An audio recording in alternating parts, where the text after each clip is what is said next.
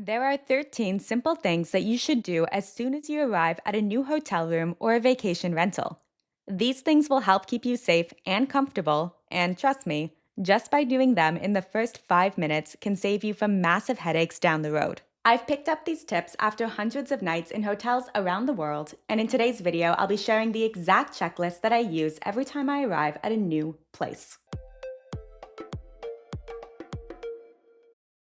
First, you're going to want to check the plumbing. Turn the shower on and make sure that there's hot water, as well as flush the toilet. This is so much better than finding out as you go to take a shower later on that there's no hot water, or after you've used the bathroom that the toilet doesn't flush. Addressing these right away means that you can get switched to a room where there are not problems, or you can even have them fixed immediately, so when you do need to use the facilities, they're ready to go. Next up is doing a bed bug check, since bed bugs have been a big problem, especially in hotel rooms across Europe. Pull back the sheets and the mattress pad to check for bed bugs, which would look like little pepper specks.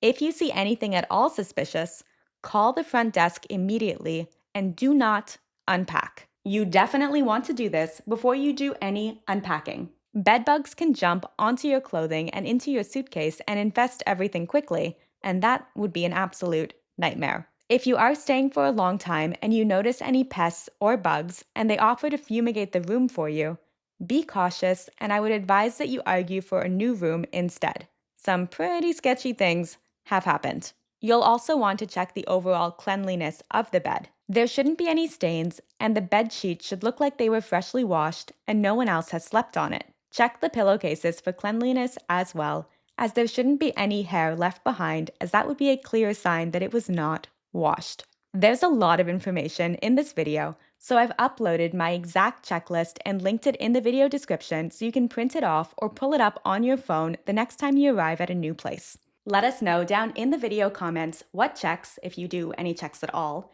that you like to do when you arrive at a new place. If there's a clock in the room, check to see if there's an alarm set. Many people will still use an alarm clock instead of the alarms on their phones or their watches, and the person before you may have had a 6 a.m. flight, and you do not want your alarm clock going off at 4:30 in the morning, especially at hotels when you aren't expecting it and don't always know how to turn it off. So check your clock and make sure that there are no alarms set, and if you don't know how to check, unplug the clock altogether to be safe. You'll also want to check the thermostat. Maybe I'm crazy, but I swear that hotel thermostats lie and it's never actually as cold as it says it is. If you are lucky enough to have a hotel, especially in Europe, to have air conditioning, you probably want to turn it all the way to as cold as it can go as soon as you get into the room. You'll know pretty quickly if it's actually cooling the room to that temperature or not.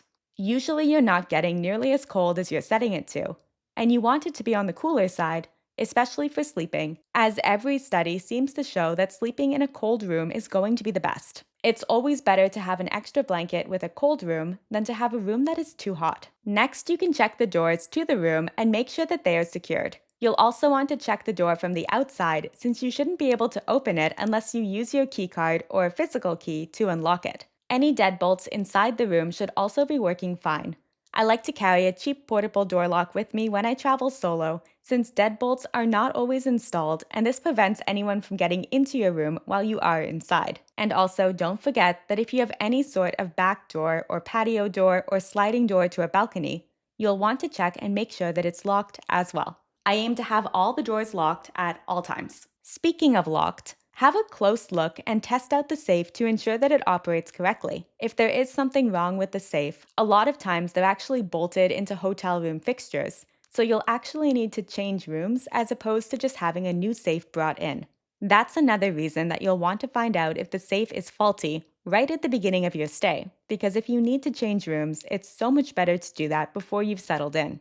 If there is a mini bar that comes with fees, it's often going to be charged per item. So have a look and make sure the things that are listed on the price sheet are stocked in the right quantities so you don't end up being charged for something that you didn't actually use. Also ensure that you have towels, bath mats, and any toiletries that should be included in your stay, and make sure that they're fully stocked. This is usually an easy fix by calling the front desk if you notice that anything is missing. Test that the lamps, the light switches, and the electrical plugs are working properly, as well as other electronics like the TV. If nothing powers on, Your room might have a master power switch near the door that only activates when a card is inserted. A pro tip is that this card doesn't have to be your room key card, as any card, even a business card, is usually going to work if you put it in the slot to keep the power on. And if you do have sanitizer, or even just using the soap from the bathroom, sanitize that remote control before you use it. If you're not sure why, Google it.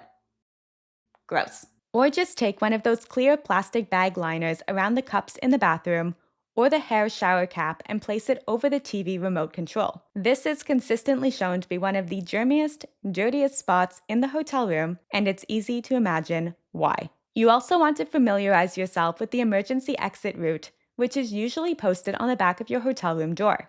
Just take this a step further. Not only do you want to know where the nearest staircase is, but actually go to it and then go down the stairs and see if you can get out. There are times where I've had a staircase right beside my hotel room. I've gone down the stairs, and then I realize at the very bottom that the door is bolted shut. That is not going to be helpful in an emergency situation, and it's good to know before the emergency happens. You just want to know how you're going to be getting out in a case of an emergency. It only takes a minute to walk the route, but it could save your life if you ever end up needing to evacuate quickly, especially if it's smoky or dark. And then if you do plan at any point to use the iron, make sure that you test it out first. Please do not go directly on your clothing with a hotel iron that you have not first tested. Been there, done that, big mistake, avoid. There are so many times where irons have gunk or something on them from the last person that used them and did not give it a proper cleaning. So give it a quick clean before you heat it up and then run it over the ironing board multiple times with different pressure to make sure that there's no residue that gets left behind before you end up using the iron directly on any of your clothing. You'll also want to check the Wi-Fi connection and the speed. Make sure it's all working properly on all of your devices. But here's something that most travelers don't think about. Hotel Wi-Fi networks are incredibly vulnerable to hackers. Even if the connection is fast and reliable, you will be sharing that network with dozens of other guests.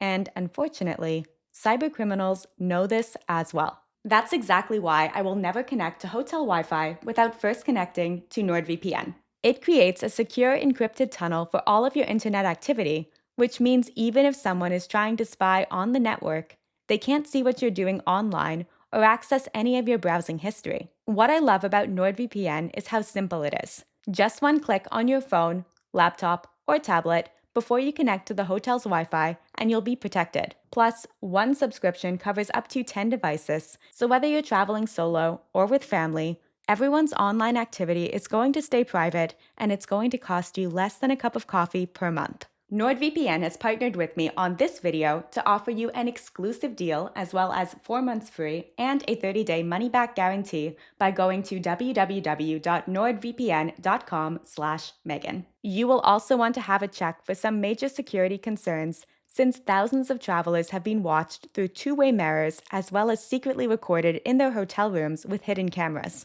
You can easily check for a two-way mirror by using the gap test. In a normal mirror, there should be a gap between your finger and its reflection due to the glass layer over the reflective surface. But in a two-way mirror situation, your finger and its reflection are going to appear to touch. Hidden cameras can be a little bit more difficult to spot, and you will want to keep your eye out for anything that looks suspicious, such as items that maybe don't belong in the room that happen to be pointed directly at the bed. Red flag. I go in depth into cases of unwanted surveillance in hotel rooms, and I show you exactly how to spot everything from two-way mirrors to hidden cameras to preventing unauthorized access in the video that's on the screen now, as well as linked in the video description for you to watch next. Don't forget to hit that subscribe button to join Ollie and I back here for more travel tips and hacks each week, and I will see you in that next video soon. Bye.